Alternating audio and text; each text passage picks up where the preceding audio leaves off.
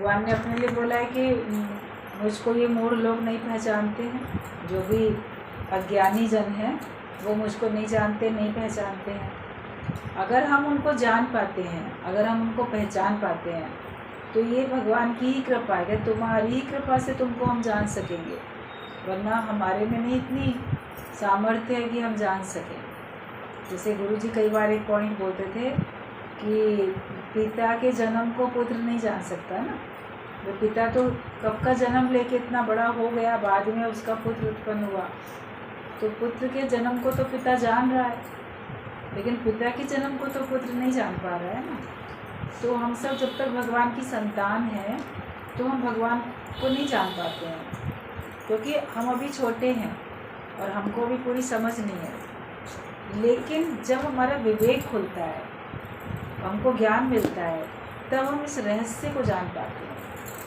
तो भगवान की लीलाएं रहस्य से भरी हुई होती हैं। वही रासलीला है, रहस्य की लीला।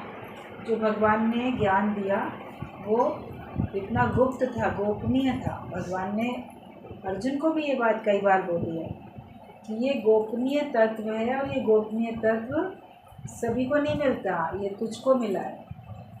हर एक को इसको नहीं जान पाता है। पूरा पूरा सुन के भी कहाँ जान पाते। आप कानों से तो ज्ञान बहुत सुनते चले आए, लेकिन ज्यों का त्यों भगवान को तो कोई विरला जान पाता है। तो वो विरले हम आते आते सत्संग में बनते हैं।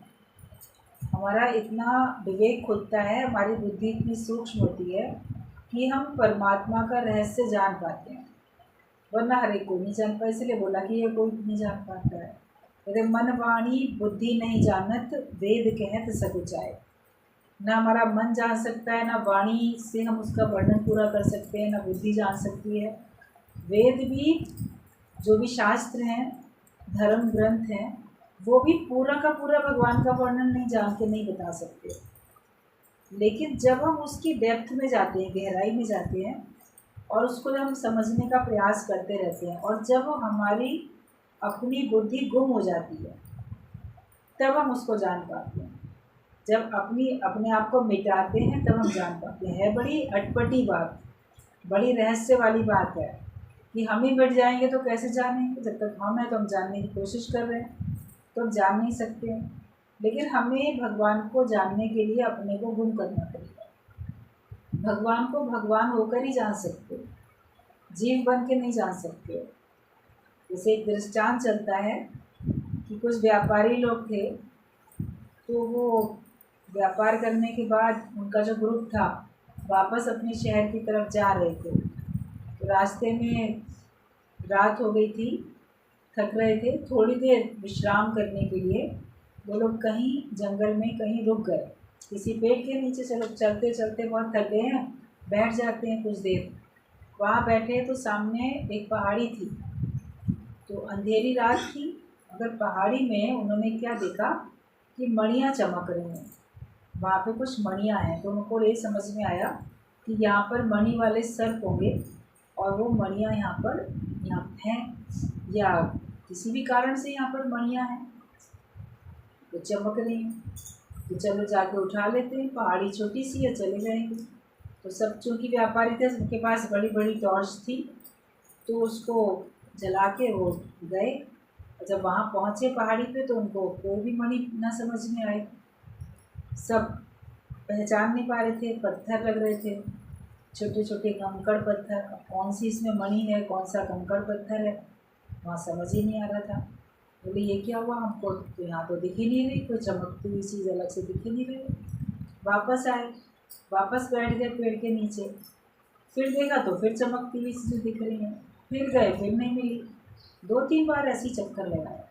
आखिरकार बोले क्या रहस्य है, हम लोग पास में जाते हैं तो हमको दिखती नहीं, पहचान नहीं पड़ती, दूर से ये मणियाँ हमको दिखाई दे रही हैं। तब एक को समझ आई, उसने कहा कि अंधेरा है, अंधेरे में वो मणि चमक रही हैं। हम लोग अपने संग जो रोशनी, इतनी प्रकाश जो लेके जा रहे हैं टॉर्च का, तो अब की बार हम लोग इसको बुझा देते हैं, टॉर्च लेके जला के नहीं जाएंगे। हम मणि को खोजने के लिए मणियों के प्रकाश की सहायता से ही मणि को खोजेंगे। अंधेरे में तो चमक रही है ना, तो अंधेरे में सीधा चलते चले जाते हैं और उसमें चमकती हुई चीज़ हम उठा लेंगे। तो ये युक्ति उनके काम आ गई। अंधेरे में गए वो, तो वहाँ पे उन्होंने मणियों को मणियों के प्रकाश की सहायता से ही पाया, उसी के प्रकाश की सहायता से ही उठा लिया। तो वो असली मणियाँ थी, क्योंकि वहाँ पे तो चमकदार तो एक ही चीज़ है ना, दूसरे तो आसपास कंकड़ पत्थर है। तो वो लेके आ गए।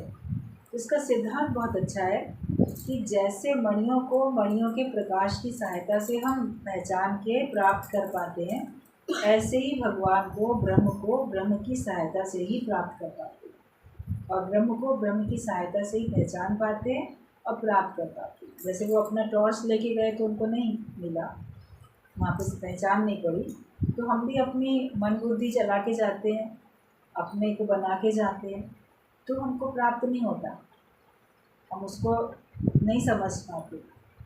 लेकिन जब अपने को हम मिटाते हैं, अपने को गुम करते हैं, तब हमको प्राप्त हो जाता है। तो हर एक कोई अपने को मिटा कहाँ पाता है? जो जितना वेद पढ़ता है, शास्त्र पढ़ता है, धार्मिक ग्रंथ पढ़ता है, उतना उसके अंदर में जानकारी का अभिमान आता जाता है और श्रेष्ठता का अभिमान आता जाता है, इसलिए वो नहीं जान पाता, नहीं पहचान पाता। तो भोले भाव मिले रघुराई, तुम भोले भाव बनते हो तो तुमको परमात्मा मिल जाता है।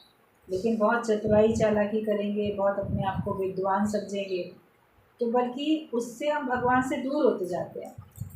हम अपने ही अहम में, अपने अहंकार में आगे बढ़ते जाते हैं और भगवान से हम दूर होते जाते हैं।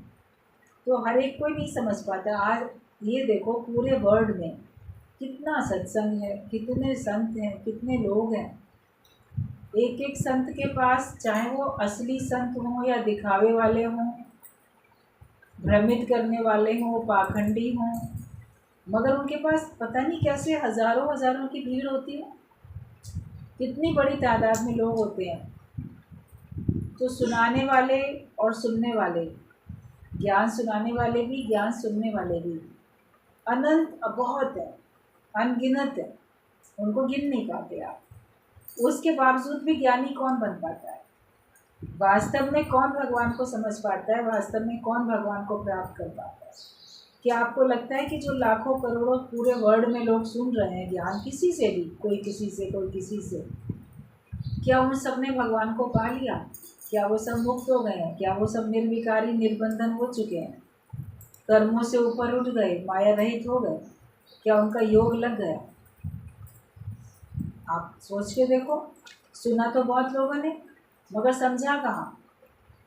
कोई उनमें से समझ पाता है, करोड़ों में कोई समझ पाता है। और उनमें भी, समझ वाले लोग में भी बुद्धि तक समझते हैं, दूसरे को समझाने तक समझते हैं, लेकिन उस पर अपनी स्थिति नहीं बनती है। बोलने को तो बहुत आ जाता है बोलना, अच्छा समझा देंगे, सही समझा देंगे, लेकिन अपने जीवन में उतरा हुआ उनके होगा नहीं। तो सुन के समझते कितने लोग हैं, और जो समझ जाते हैं वो अपने जीवन में, व्यवहार में उतारते कितने लोग हैं?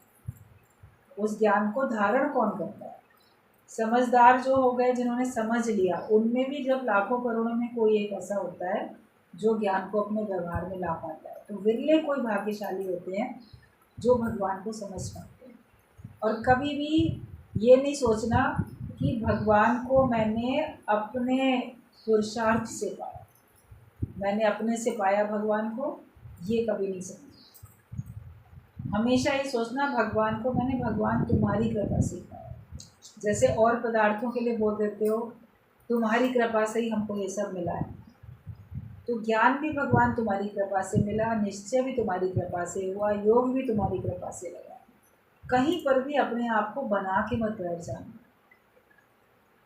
माया के लिए बोलोगे तुम्हारी कृपा से मिला, तो क्या ज्ञान तुमने अपनी कृपा से पाया?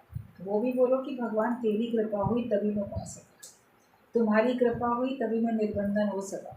भले पुरुषार्थ करते हुए आप दिखे, ज्ञान को अपने जीवन में उतारते हुए आप दिखे, लेकिन निरअहकारी होने के लिए आपको ये बात अंदर से महसूस करनी है कि हमारे अंदर नहीं सामर्थ्य थी। अगर भगवान की कृपा नहीं होती तो हम नहीं कर सकते थे, और भगवान की कृपा है तो हम उसमें सदा अपने को योग में रख पाएंगे। वरना फिर कभी भी आप भटक जाओगे, कभी भी गिर जाओगे, कभी भी आपका नुकसान हो जाएगा, कह नहीं सकते। तो अंत तक हमको नम्रता भाव में रहना है। सीखने के बाद, समझने के बाद, जीवन में उतार लेने के बाद भी नम्रता भाव में रहना है। जब तक ये 5 तत्वों का शरीर आपके साथ है तब तक आपको नम्रता भाव में झुकते ही रहना है, क्योंकि निमित्त मात्र द्वैत तो ये है ना। अद्वैत ज्ञान सुना, तू और मैं एक हूँ, ये भी जान लिया, महसूस कर लिया, उसके बावजूद भी निमित्त मात्र तो ये है। ब्रह्मज्ञानी भी संत जो होते हैं वो भी हमेशा ये बोलते हैं कि भगवान का जैसा हुक्म। ब्रह्मज्ञानी भी ये नहीं बोलेगा कि हाँ मैं ही भगवान हूँ, मेरा जो हुक्म है वो चलेगा, ये वो नहीं बोलता है, लेकिन जैसा भगवान का हुक्म वैसे बोलता है। तो क्योंकि ताकि उनके अंदर में अभिमान ना आने पाए, अहंकार उनके अंदर में ना आने पाए, वो तब ये बात बोलते हैं। तो जब तक आप अपने को इतना निरहंकारी नहीं बनाओगे तब तक आपका योग बना नहीं रहेगा। अपने आप को हमको मिटाना, अपने आप को हमको वो करना ही होगा, और वो समझ जाते हैं तो ठीक बात है। अभिमान रखा तो आप गिरोगे जाके। सब तेरी कृपा से ही हो रहा है। इतना 5 तत्वों की देह के कारण से जो निमित्त मात्र द्वैत है, वो जब तक ये आकार है तब तक आपको रखना है। गुरु से भी अगर कोई पूछता था, दादाजी से पूछता था कि कोई काम जाना आना कहीं, तो कहते थे जैसा भगवान का हुक्म। तो बोलते थे कोई कभी कि आप तो स्वयं, हम देखते हैं कि आप स्वयं ही भगवान हैं, आप स्वयं ही ब्रह्म हैं, हम तो ऐसे ही मानते हैं, आप भी ऐसे ही कहते हैं, तो फिर आपके ऊपर और कौन सा हुक्म चलेगा। तो उन्होंने कहा कि अगर मैंने अपने को जाना, मैंने अपने को उस ब्रह्म भाव में रखा है, तुमने जाना, तुमने को रखा है, तो विराट शक्ति समाप्त थोड़ी हो गई है, तो है। और शरीर जो है हमारा, तो वो तो उसके हुक्म से चल ही रहा है ना। जब तक ये देह की दीवार है, ये पर्दा देह का है, तो तब तक हमको नम्रता में भगवान के हुक्म में चलना है। वरना मैं ही सर्वे सर्वा हूँ, मैं ही तो सब कुछ हूँ, ये भाव कब आए, इतना गहरा हो जाए कि आपको हिरण्यकश्यप वाला अहंकार हो जाए, मैं ही भगवान हूँ, मेरी पूजा होनी चाहिए, और उसमें आपकी गिरावट है। तो भगवान को भगवान की कृपा से जान पाते हैं, इसलिए भगवान को जानना कठिन बोला गया है। हर एक कोई नहीं जान पाता। भगवान ने कहा ये मूढ़ लोग हैं जो मुझे नहीं पहचानते, ये मेरे को मनुष्य करके जानते हैं, तो ये मूढ़ लोग हैं। मनुष्य देह धारण करके आए भगवान, अवतरित हुए, लेकिन फिर भी जिनके पास विवेक था उन्होंने उनको पार ब्रह्म परमेश्वर जाना, और जिनके पास विवेक नहीं था, जो अज्ञानता में थे, वो उसी में पड़े थे। हम लोग को अपने को देखना है कि सत्संग में आते आते हमारा विवेक इतना खुल जाए कि जड़ चेतन सब में हमको परमात्मा दिखाई देते हैं। अब पत्र अगला है, उसमें आगे जो पॉइंट्स हैं, शुरू में पहला पॉइंट जो बोला गया है कि तुम अपना शरीर भुलाओ तो कोई दुख दर्द तुम्हें नहीं लगेगा। जब तक आपको कोई मन में दुख है, कोई दर्द है, शरीर में कोई पीड़ा है या मन में कोई कष्ट है, वो अपने को देह मानने से ही है। अगर तुम अपना देह भुला दो फिर तुम्हारे लिए कोई दुख दर्द है ही नहीं। गांधी जी ने जेल को तीर्थ बना दिया तो अंग्रेज भी उसे दुखी ना कर सके।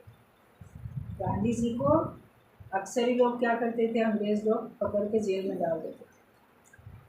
वो अपना एक थैला तैयार रखते थे जिसमें उनकी डायरी, पेन, एक भगवद गीता, ऐसे कुछ होता था। तो जब जेल में उनको डाला जाता था, कुछ भी आरोप लगा के डालते थे, ये लोगों को बहकाता है, भड़काता है, क्योंकि आंदोलन तो होते थे, स्वतंत्रता के लिए आंदोलन तो होते ही। तो वो उसको परेशान नहीं होते थे, वो तो अच्छा लेने आ गए और चलो चलो खुशी से चले जाते। या जेल में कितने दिन रखो, बोलते थे वहाँ पे हमें चलो फुर्सत मिल जाएगी, अभी तो दौड़ भाग का काम कर रहे हैं, जेल में आराम ही आराम, आराम से कोठरी में बैठे रहेंगे, टाइम से खाने को जो होगा मिल जाएगा, जो भगवान चाहेगा वो दे देगा। तो वहाँ बैठ के वो अपना अध्ययन स्वाध्याय करते थे। भगवद गीता और शास्त्र पढ़ना, उनको समझना, समझ के अपने हिसाब से उसका अर्थ करना। उन्होंने भी एक एक अध्याय पढ़ के उससे खुद क्या समझा वो लिख के एक अपनी भगवद गीता अपने अनुभव से जो समझा है उसको लिख के तैयार कर ली। बहुत सारी बातें उनको समझ में आ गई, कोई बात नहीं भी समझ में आई।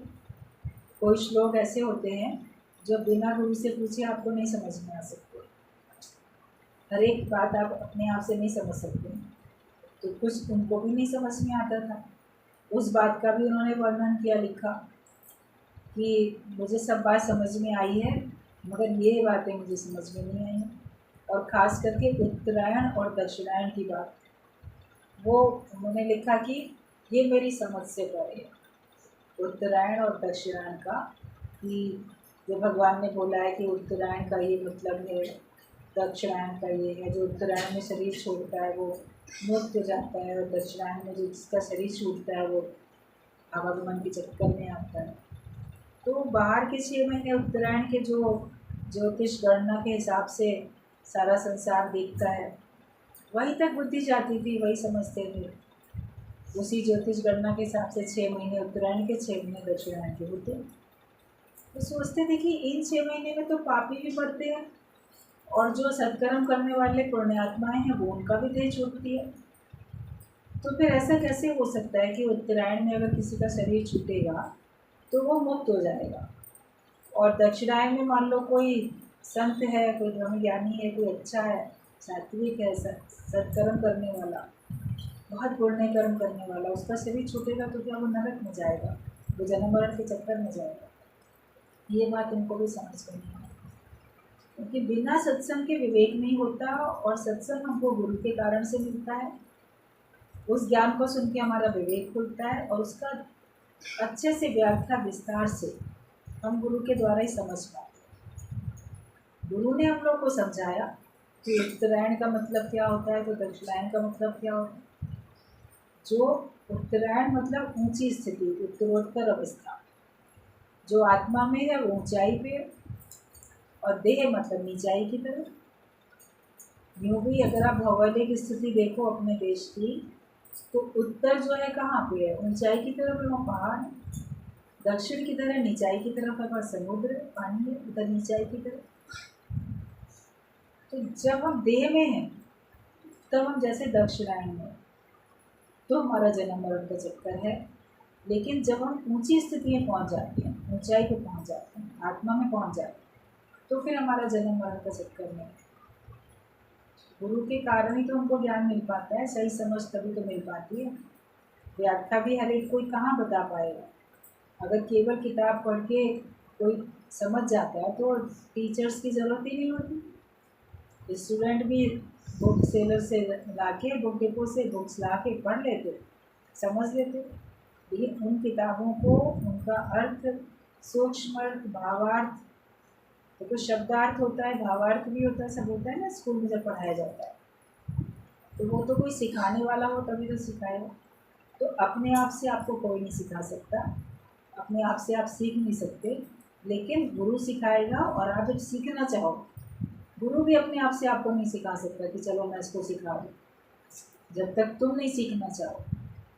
दोनों की तरफ से सीखने की भावना होनी चाहिए, सिखाने की भावना है तो सीखने की भावना भी होनी चाहिए, तब आप ज्ञानवान बन सकते हो। और जहाँ जैसे गांधी जी ने जेल को भी तीर्थ बना दिया कि वहाँ भी भगवत भाव में रहे, तो आपके लिए घर गृहस्थ एक जेल है, घर एक जेल है, या जहाँ भी झंझट है, परेशानियाँ हैं, तो वहाँ भी आप बोलो कि मैं यहाँ भी भगवान का भाव रख के इस स्थान को भी मैं तीर्थ बना देता हूँ, मतलब पावन बना देता हूँ, पवित्र बना देता हूँ। प्रारब्ध अनुसार भगवान ने आपको कहीं भी रखा है, लेकिन वहाँ पे रह के भी अगर आप भगवत भाव में रहते हो तो आपके लिए वो स्थान स्वर्ग से भी सुखदायी बन जाता है, और किसी तीर्थ से भी अधिक वो पवित्र बन जाता है स्थान। तो इसलिए जब उसने जेल को भी तीर्थ बनाया तो अंग्रेज भी उसे दुखी नहीं कर सके। तो आप अगर अपने जीवन को तीर्थ बना लेते हो, आपके अंदर भगवान बस गए, आपने मन में रोम रोम में भगवान को बसा लिया, तो आपका जीवन ही तीर्थ बन जाता है। फिर आपको कोई भी कभी दुखी नहीं कर सकता। जैसे अंग्रेज उनको सता नहीं सके, परेशान नहीं कर सके, तो संसार में कोई भी तुमको सता नहीं सकेगा, कोई भी तुमको परेशान नहीं कर सकता। अगर तुमने अपने जीवन को तीर्थ बनाया, अपने रोम रोम में राम को बसा लिया, भगवान को अपने हृदय में बसा लिया, तो फिर आपके लिए कोई कष्ट, कोई दुख दर्द है ही नहीं। भगवान कृष्ण ने कहा है कि मेरे को कोई कर्तव्य शेष नहीं है, लेकिन तो भी जैसा मेरा आदर्श होगा वैसे ही दुनिया चलेगी। इसलिए मैं भी ऐसी तरह से चलता हूँ जैसे कोई खराब ना हो जाए। भगवान को ना तो कुछ चाहिए, ये आपको कुछ चाहिए तो आप कर्म करते हो, और ना भगवान के ऊपर कोई कर्तव्य है। आपके ऊपर तो रिश्तेदारी में, संबंधों में तमाम कर्तव्य हैं। ये तुम्हारा धर्म है, ये तुम्हारी ड्यूटी है, तुम्हारा फ़र्ज़ है, तुम्हारा कर्तव्य है। भगवान के ऊपर थोड़ी है कोई फ़र्ज़, कोई धर्म, कोई ड्यूटी, कोई कर्तव्य, कोई लोक कार्य। भगवान के ऊपर कुछ भी नहीं है। वो करे या ना करे, वो सबसे परे है। लेकिन जब भगवान अवतरित होकर धरती पे आते हैं, तब वो ये शिक्षा देते हैं कि हालांकि आने पर भी उनके ऊपर कोई बंदिश नहीं, कोई ज़ोरी ज़बरदस्ती नहीं। उसके बावजूद भी उन्होंने कहा कि ना तो मुझे कुछ चाहिए जिसके लिए मैं कर्म करूं, और ना कोई ऐसी वस्तु है जो मुझे अप्राप्त है, पहले से प्राप्त है, तो इसलिए मुझे कोई चाहना ही नहीं है। कुछ और अधिक पाने की भी मुझे चाह नहीं है, लेकिन फिर भी मैं कर्म में अपने को लगाए रखता हूँ, क्योंकि जैसा मैं करूँगा देखा देखी बाकी लोग वैसे ही करेंगे। जैसा बड़े लोग करते हैं उनका अनुकरण बाकी लोग करते हैं। घर में भी जैसे घर में बड़े लोग करते आते हैं, बच्चे अक्सर ही वैसे ही अपना लेते हैं। शिक्षाएं उसी प्रकार की, उसी प्रकार का स्वभाव, उसी प्रकार का उठना बैठना, ज़्यादातर ऐसा होता है। या और जिसको भी देखते हैं, जिससे भी प्रभावित होते हैं, उसके तरह के बनने लग जाते हैं। तो भगवान ने ये कहा कि हालांकि मुझे कोई कर्तव्य कर्म शेष नहीं है, ना मुझे कुछ चाह है, ना मुझे कुछ अप्राप्त है, लेकिन फिर भी मैं ऐसे अपने को कर्म में लगा के रखता हूँ जिससे और लोग खराब ना हो जाए। मतलब कि वो लोग कर्मों से ऐसे विमुख ना हो जाए, जो उनको करना है वो ज़रूर उनको करना ही है। तो कर्तव्य भगवान ने भी करके दिखाया, उचित क्या है वो उन्होंने बताया, और सबको कर्म करने की प्रेरणा दी, लेकिन कर्म में अटकाना नहीं है अपने आप को। ये शिक्षा दी कि आप कर्म भले करोगे लेकिन निष्काम कर्म करो। निष्कामी होकर हमें जीना है, इच्छा और अहंकार के सिवाय हमको कर्म करना है। तो भगवान ने कहा है कि जैसा मेरा आदर्श होगा वैसे ही सारी दुनिया चलेगी, इसलिए मैं भी ऐसी तरह से चलता हूँ जैसे कोई खराब ना हो जाए। अज्ञानी तो अपने को फ्री समझता है, बेपरवाह है। माँ बाप घर में बीमार होंगे तो भी स्त्री के साथ घूमने चला जाएगा, ये तो अज्ञानियों की हालत है। उनके घर में उनका माँ या पिता मान लो बीमार है कोई, तो भी पत्नी को लेके घूमने निकल जाएंगे, हम तो जा रहे हैं 2 दिन के लिए, 4 दिन के लिए, पीछे तुम अपना बंदोबस्त कर लेना, टिफ़िन लगा जाते हैं वो खा लेना, या कुछ किसी को बुला के रख लेना, वो तुम्हारी गतमत, तुम्हारे कारण से हम अपनी पत्नी को घुमाना थोड़ी छोड़ देंगे, अपने बाल बच्चों को घुमाना थोड़ी छोड़ देंगे। तो घर में आवश्यकता होती है सेवा की, उसके बावजूद भी अपना सुख लेने के लिए जाते हैं, घर के लिए चले जाते हैं। बड़े लोग भी सोचते ठीक है भाई, हमारे कारण से क्यों अपना मन मारो, तुम्हें जाना है तो जाओ, हम देख लेंगे जैसा भी होगा। और भगवान सबका सहायक है, हमारा भी सहायक है। ज्ञानवान तो दुखी नहीं होता, अज्ञानी व्यक्ति दुखी होकर भी फिर कॉम्प्रोमाइज़ कर लेता है, समझौता का मुझसे कर लो, वो कर लेता है समझौता कि ठीक है क्या कर सकते हैं, सुनता मेरी कौन है तो किसे सुनाऊंगा। तो संसार में कहाँ कोई मर्यादा करता है। अज्ञानी व्यक्ति तो बिल्कुल फ्री है, उनको जो जब मन पड़ेगा तब करेंगे। कि माँ बाप बीमार होंगे तो भी वो स्त्री के साथ घूमने चला जाएगा। बाप का या माँ का पाँव तो दबाता है, पर कहने पर नहीं चल सकता है। वैसे कभी सेवा भी करते दिख जाएंगे, चलो पिता के पैर दबा दिए, माता के भी पैर दबा दिए, कोई आराम दे दिया, सुख सुविधाएं दे दी, खाने पीने का ध्यान रख लिया, पैसे से भी उनको ऐसे नहीं रखा कि इनके हाथ में पैसा ना हो। इस प्रकार का भी ख्याल मान लो अज्ञानी व्यक्ति अपने माता पिता का रख लेता है, लेकिन उनकी बात नहीं मानता तो भी उनको दुख पहुंचाता है। कोई अपने माता पिता का ख्याल तो बहुत रखे, उनके लिए अलग नौकर भी मान लो चाहे रख दे, या टाइम से उनको बना बनाया खाना दे दिया, बीमार पड़े तो अस्पताल में भी ले गया, दवाई दिला दी, शरीर से भी खुद भी सेवा कर दी, हाथ पैर दबा दिए।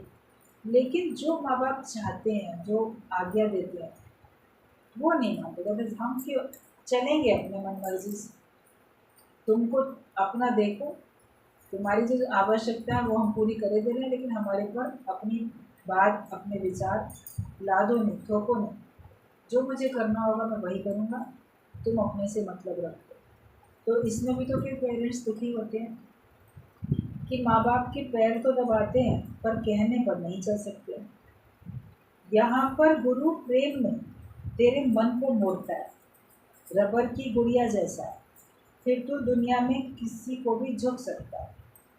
गुरु हमारे मन को मोड़ देता है, हमारा मन आज्ञा में चलना सीख जाता है, हमारा मन झुकना सीख जाता है। तो मुझे झुकना नहीं आता, मुझे झुकना सिखा दो जी। अपना मन आज्ञा में चलना सीखता है, झुकना सीख जाता है। फिर आप गुरु की आज्ञा में चलते हो तो आप सबकी आज्ञा में चल पाते हो, क्योंकि आपको अपने मन को मोड़ने की कला आ चुकी है। जो गुरु की आज्ञा में मन को नहीं मोड़ेगा, नहीं चलेगा उनकी आज्ञा में, तो वो किसी के आगे भी नहीं झुक सकेगा। लेकिन जो गुरु को झुक जाता है, उसकी आज्ञा में चलता है, उसकी बात को मानता है, उनकी शिक्षाओं पे चलता है, वो संसार में किसी के आगे भी मन को मोड़ सकता है। ज्ञानी व्यक्ति एक अज्ञानी के आगे भी अपने मन को मोड़ सकता है, लेकिन अज्ञानी व्यक्ति ज्ञानियों के आगे भी मन को नहीं मोड़ पाते। वो अपने ही हटमुख, अपनी जिद में चलते हैं, अपने को ही सही समझ के चलते हैं। तो गुरु प्रेम में तुम्हारे मन को मोड़ देता है। जैसे रबर की गुड़िया होती है, उसको कैसे भी मोड़ दो टूटेगी नहीं, फिर उसको छोड़ दो तो फिर वो जैसे है वैसे ही हो जाती है। छोटे बच्चों को अक्सर रबर के खिलौने देते हैं, क्योंकि वो फेंकेंगे, तोड़ेंगे, कहीं उनको मरोड़ेंगे तो टूटते नहीं हैं वो खिलौने। और किसी धातु का वो टूट जाए और टूट के फिर उन्हीं को चुभेगा, तो इसके लिए उनके खिलौने अलग तरह के बने होते हैं। गुरु हमारे मन को ऐसा रबर की गुड़िया की तरह बना देता है, फ्लेक्सिबल, कि हम अपने आप को मोड़ सकते। भजन की लाइन भी आती है, निज सुख निर्मल सोई पाए, जो मन को मोड़े मोड़े। जो अपने मन को मोड़ेगा वो ही अपना निज सुख प्राप्त कर सके। अगर आप अपने मन को नहीं मोड़ पाओगे तो समझना कि आपको अपना स्वयं का सुख भी अनुभव नहीं होगा।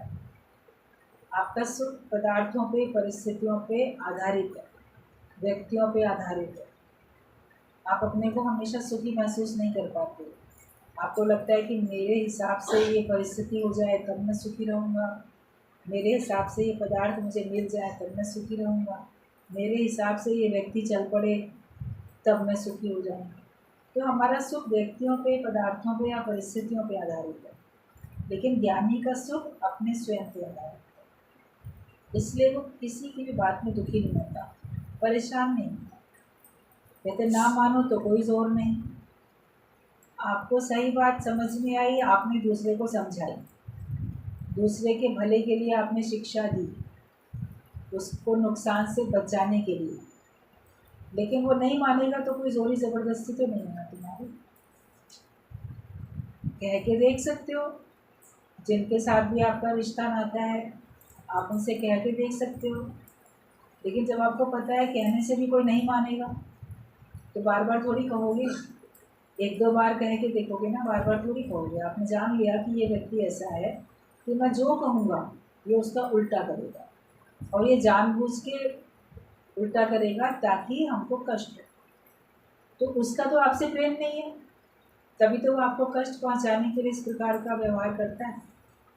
तो जिसका आपसे प्रेम ही नहीं है उसके लिए आप क्यों इतना सोचते हो, उसके लिए आप क्यों इतना दुखी परेशान होते हो। फिर भी करुणावश परिवार में हो, संबंधी है, तो फिर भी आप बोल देते हो, तो बोल भले दो, मगर ये उम्मीद नहीं करो कि वैसा वो बन जाए। अंदर में संकल्प रख सकते हो कि सबको सन्मति दे भगवान, सबको अच्छी बुद्धि मिले, लेकिन मिलती है कि नहीं मिलती है उस पर आप इंतज़ार नहीं करो। कभी कभी कोई बहुत निष्काम भाव से बहुत किसी संबंधी के लिए सोचता रहता है कि ये जो है ज्ञानवान हो जाए, या ये हमको बंधन डालने बंद कर दे, हमको सताना बंद कर दे, लेकिन कभी नहीं होना होता है, उसको सुधरना नहीं होता है, तो वो आजीवन वैसे ही रहता है। कई बार बहुत सारे ऐसे केसेस हम लोग के सामने आते हैं, देखने में आते हैं। गुरु जी ने भी बताया, हम लोग अपने आप से भी देखते हैं ऐसे फैमिली में, कि कोई बिल्कुल ज्ञान के हिसाब से चला और उसने बहुत चाहा कि ये बंधन ना डाले, लेकिन जो घर के मान लो किसी की माँ है या पिता है, भाई है, कोई बहन, कोई ऐसा रिश्ता है, तो पहले तो एक स्त्री आती थी सत्संग में, उसके साथ उसकी बेटी ने भी आना शुरू किया। अच्छा, बेटी ने आना शुरू किया तो उस महिला को बहुत खराब लगा, इसको तो नहीं आना चाहिए सत्संग में, गुरु जी से भी शिकायत करे। और गुरु जी ने कहा इसका मन है तो ये आती है, तो तुम क्यों मना करती हो। फिर गुरु के सामने तो बहुत ज़्यादा नहीं बोलती थी, लेकिन बहुत उसको सताना या विघ्न डालना। मगर वो लड़की गुरु के सानिध्य से और गुरु का बल पाके वो अपना ज्ञान नहीं छोड़ती थी, ज्ञान में उसने अपना जीवन जिया, नौकरी की, विवाह नहीं किया, और इस वास्ते उसके घर वाले और भी चिढ़ गए और परेशान हो गए और उसको वैल्यू नहीं देते थे। लेकिन उसने परवाह नहीं की, वो अपने ज्ञान में, सत्संग में, जहाँ भी, जिस एरिया में भी, जिस शहर में भी जहाँ भी वो जाती थी, तो वो जाती थी, सुनती थी। वो समझती थी कभी न कभी तो इन लोग को सच समझ में आएगा, सही माँ है, कभी तो इसको समझ में आएगा, कभी तो ये हमको सही समझेगी कि हमने अपना जीवन भगवान की राह में दिया है। मगर हमने देखा उस महिला ने उसको कभी भी सही नहीं समझा, मतलब कभी उसको इतना वैल्यू नहीं दी। और कभी ऐसा होता है कि बड़े लोगों के सामने बच्चे दुनिया से चले भी जाते हैं, फिर काफ़ी बड़ी उम्र के बाद भी नहीं समझा, और वो लड़की दुनिया से चली गई, या मान लो माँ भी मान लो दुनिया से चली जाती है, तो वो वही भाव लेके चली जाती है कि नहीं हम तो इसको नहीं सही समझेंगे। या जो लड़की अगर मान लो दुनिया से चली जाती है, तो भी वो चली जाए लेकिन वो सही नहीं समझेंगे। मतलब कि आप सोचो कि कोई सुधर जाए आपके जीवन काल में या अपने स्वयं के जीवन काल में, तो वो ज़रूरी नहीं है कि वो आपके हिसाब से बन जाए। तो जिस प्रभु से नहीं चारा ताको कीजिए सदा नमस्कार, जिससे हमारा कोई चल नहीं सकता जोड़, उसको तो आप दूर से ही नमस्कार करके बैठो, ठीक है भगवान जैसी तुम्हारी मर्जी। हर एक अपना उद्धार करने के लिए आया है। जो लोग भी सत्संग में आते हैं वो अपना अपना कल्याण करने, अपना अपना उद्धार करने आते हैं, अपना अपना योग लगाने के लिए आते हैं। दुनिया उनको मंजूर करे या ना करे, उनको सही समझे या ना समझे, जो राह उन्होंने सत्य की पकड़ी, सही समझी, वो उसी राह पे चलते हैं। सारा संसार उनको मानता है, लेकिन कभी परिवार का कोई व्यक्ति नहीं मानता। सारा संसार तो उनको बहुत महत्व देता है। कभी ऐसा भी होता है कि घर वाले नहीं महत्व देते, या संबंधी, कुटुंब वाले, पड़ोसी और लोग उसको नहीं समझते। तो सब उसको मानेंगे तब क्या वो ब्रह्मज्ञानी होगा, सब मानेंगे तब क्या वो योगी होगा। वो अपने निश्चय से मुक्त होगा, वो अपने निश्चय से अपना योग लगा के बैठा है। औरों ने उसको माना या नहीं माना, औरों के स्टैंप लगने से उसका कोई मतलब नहीं है, वो अपने निश्चय से मुक्त होता है। तो हम सबको सुधारने में लगते हैं या दूसरों का व्यवहार हमको खटकता है, अपनी शांति नहीं भंग करनी चाहिए, अपनी मन की शांति हमको बना के रखनी है। जिसने ये सीख लिया, मन को मोड़ना सीख लिया, उन बातों से मन को मोड़ लो। जो व्यवहार जिसका परेशान करता है आपको, वहाँ से अपने मन को मोड़ लो, अपने मन को कहीं और लगा लो। ये भी तो आर्ट हो। बहुत परेशानी है, आपने अपने मन को डाइवर्ट कर दिया। गुरुजी बोलते थे पहले ज़माने में तो रेडियो ही चलते थे, टीवी तो बाद में आए। बोलते थे रेडियो में सुई आपने जहाँ लगाई है तो वो स्टेशन से आवाज़ आ रही है, आपको वो नहीं सुनना है तो आप उसको घुमा के कहीं और लगा देते हो तो कुछ और आने लगता है। तो आपको वो स्टेशन चेंज करना आना चाहिए। फिर बाद में जब टीवी आ गया, बोले इसका चैनल तुम्हें चेंज करना आना चाहिए। भाई ये वाले चैनल पे कुछ आ रहा है प्रोग्राम, आपको नहीं पसंद है, आपको कुछ और देखना है, आपको चेंज कर लो। आप दूसरे का चैनल बदलते हो, आप अपने आप को चेंज कर लो, अपने मन को मोड़ लो। निज सुख निर्मल तभी मिलेगा जो अपने मन को मोड़ेगा। तो जो गुरु के आगे झुकता है, नम्रता करता है, वो किसी के भी आगे झुकता है, नम्रता कर सकता है और वो अपने मन को मोड़ सकता है। उन बातों से, उन विचारों से अपने आप को मोड़ के भगवान से जोड़े। इंद्रियों की शक्तियाँ बाहर की ओर जो, बाहर से मोड़ करके अंदर से जोड़ो। बाहर से मोड़ते जाओ और अंतर आत्मा से अपने मन, बुद्धि, इंद्रियों की शक्तियों को जोड़ते जाओ। तो फिर आपका दुख है ही नहीं, आपको कोई दुखी कर नहीं सकता। आप देखोगे मेरे पास दुख है ही नहीं, दुख का जन्म ही नहीं हुआ। मन में जो भी परेशानी आती है, उलझन आती है, वो जगत को सत्य मानने से, अपने को देह मानने से आती है। और कहीं ना कहीं कुछ हमें चाहिए, कुछ तो हमको चाहिए जो नहीं मिल पा रहा है, इसलिए हम परेशान होते हैं। उम्मीद करते हैं ये सुधर जाए, ये बन जाए। ये हमको दुखी करती है जो हमारी भावना। इससे अपने मन को मोड़ते जाओ। आया हूँ जग में मैं ही एक अकेला, मैं एक अकेला आया हूँ, दूसरा और दुनिया में कोई है ही नहीं जिसके लिए मैं सोचूं, विचारूं या उसको बदलूं या उसको सुधारूं। एक मैं हूँ, एक मेरा भगवान है, दो के अलावा तीसरा कोई है ही नहीं। जब ये बात आप पक्की करोगे तो आपके अंदर के सारे दुख चले जाएंगे, सारी परेशानी चली जाएगी। तो रबर की गुड़िया के जैसे अपने मन को मोड़ लोगे तो फिर तुम दुनिया में किसी को भी झुक सकते हो। हारिए तो हरी मिले, जीते तो जम जाए। मतलब जब तुम सबके आगे नम्रता कर लेते हो, मान लो कोई बोलेगा ये तो हार गया हमसे, तो हारिए तो हरी मिले। अगर हार भी जाओगे तो भी तुमको तो हरी मिल गया, तुमको भगवान मिल जाता है।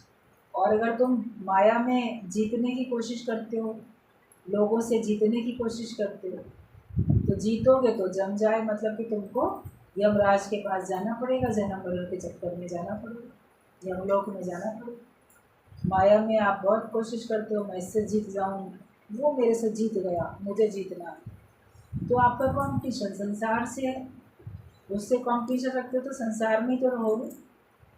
लेकिन वहाँ पे आपको सोचने की ज़रूरत नहीं। हरिजन तो हारिया भला, जो भगवान के जन होते हैं वो हारे हुए भी अच्छे हैं। वो उस दौड़ में है ही नहीं जहाँ पे हार जीत का फैसला उनके दुख सुख को प्रभावित करे। वो उस कंपटीशन में है ही नहीं, वो बस अपने आप में है। हम क्यों ज़बरदस्ती उस दौड़ में शामिल हो जाते हैं जहाँ माया में सारी दुनिया जाती है और फिर हम उसमें आगे निकलना चाहते हैं। हमें उस दुनिया में, उन लोगों में, उसमें जाना ही नहीं। तो अगर आप हार भी जाते हो, संसार में लोग बोले ना ये ना अपने जीवन में कुछ नहीं कर सका, ये सफल व्यक्ति नहीं है। माया में टोटल आप असफल हो, उससे भी आपका कोई मतलब नहीं, क्योंकि भगवान की दृष्टि में तो आप सफल हो। आपने भगवान को पाया तो भगवान की दृष्टि में तो सफल हो। तो हार जाते हो तो समझो कि हरी मिलेगा। माया में अगर हार भी गए आप, नुकसान भी हुआ, तो भी आपको भगवान तो मिलते हैं। लेकिन माया में जीतते रहते हो तो फिर आप तो यमलोक में जाओ, जन्म मरण के चक्कर में जाओ। सब दुनिया में पहले अपने सुख के लिए जीते थे, पर तुम्हें पहले मोह था और उसी से ही द्वेष। तुम्हें पहले जिससे मोह था उसी से द्वेष।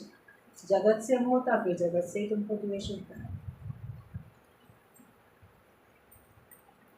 कभी किसी को प्राणों से प्यारे भी बोलोगे, फिर द्वेष भी उसी से होगा। माया में, माया बहुत अच्छी है, संबंधी बहुत अच्छे हैं। बच्चों को बोलेंगे ये तो मेरा प्राणों से प्यारा है, मेरी आँख का तारा है, वही आपकी आंखों में आंसू भी ला रहा है। प्राणों से प्यारा तुम्हारे ही प्राण लिए ले रहा है। करो साइन, नहीं तो तुम्हारा ही गला दबा दूंगा, प्रॉपर्टी मेरे नाम करो। कितना कितना सब होता रहता है। जिनको भी बड़ा प्राणों से प्यारा समझते हो, उनको अपना सुख प्यारा है, उसको तुम्हारा सुख और तुम्हारे प्राण प्यारे ही नहीं होते। फिर द्वेष भी करोगे, इसके लिए इतना किया, इतना मरे, इतना मिटे, इतना दुख सहा, मालूम होता तो हम उसको जन्म ही नहीं देते, या इससे नाता रिश्ता नहीं रखते। बहुत कुछ मन सोचता रहता है। इन सब बातों से अपने को ऊँचा उठाओ, सबसे अपने को उपराम करते चले जाओ। संसार में सब अपने सुख के लिए जीते हैं, और ज्ञानी अगर मान लो जी रहा है, उसको लोग बोलेंगे स्वार्थी है, ये अपने सुख के लिए जीता है। तो दूसरा भी तो अपने सुख के लिए जीता है। किसी को माया में सुख समझ में आता है, किसी को भगवान के नाम में सुख समझ में आता है। बोलो तुम अपने सुख के लिए जीते हो, हम अपने सुख के लिए जीते हैं, हमें जो ठीक लगता है वो हम करते हैं, तुमको जो ठीक लगता है वो तुम करते हो। दूसरा तो अपने सुख के लिए दूसरे को दुखी करता है। आप जानबूझ के तो अपने सुख के लिए दूसरे को दुखी नहीं करते हो। आप तो भगवान की राह पे चल रहे हो, आप सत्य की राह पे चल रहे हो, और सत्य की राह में फीस तो आपको देनी पड़ेगी। तो दुख, गरीबी, निंदा ये सब आपके जीवन में आएंगे ही, या आपको फीस देनी पड़ेगी। कष्ट आएंगे, उनको आपको स्वीकार करना पड़ेगा। तो जैसे ये परमात्मा को पाने की फीस है, वो दी और आपको ईश मिल जाएगा। शीश दे तो ईश पाए। अपने आप को मिटाना पड़ता है, तब आपको जाके भगवान की प्राप्ति होती है। तो अपने को मिटाने की मंजिल है, अपने को मिटाते जाओ। और मेन बात है, अपने शरीर को भुलाओ। ये देह में नहीं हूँ, तो तुम्हारे सारे दुख, दर्द, झगड़े सब समाप्त हो जाए।